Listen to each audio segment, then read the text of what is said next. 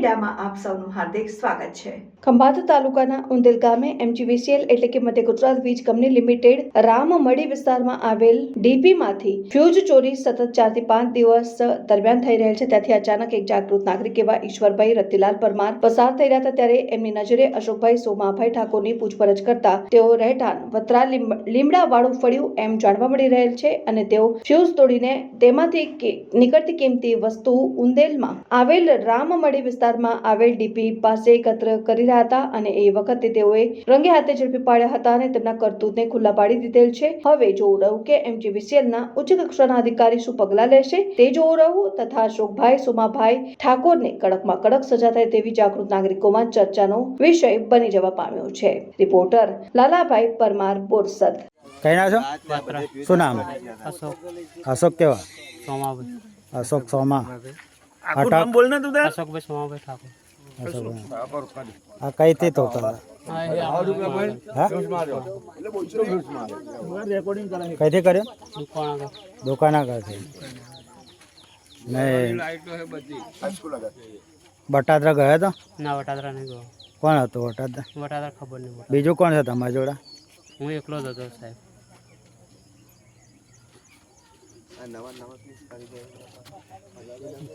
નવા કોકને કાઢી નાખતો હોય લિસ્ટ પર આગળ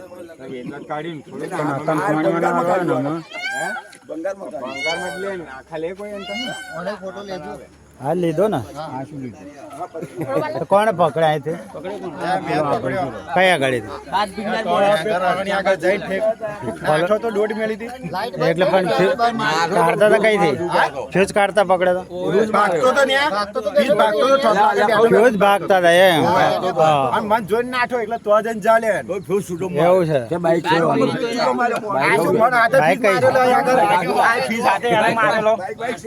ફી સાથે એને મને મારે ચાલ્યા પછી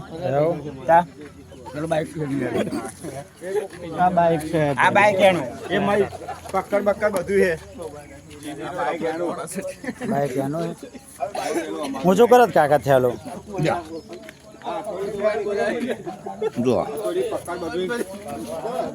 થોડી પકડ ટેસ્ટર બધું છે। ના ભાઈ અમારા સ્ટાફ નો નથી। આ તો રાત્રે અમારે વટાદરા જવું પડ્યું 3 વાગે। વટાદરા રબારી વાસમાં ગયા હતા ને ત્યાં આગળ અમે કમ્પ્લેન આવી હતી તો અમે ફ્યુઝ બાંધીને ક્લિંક મારીને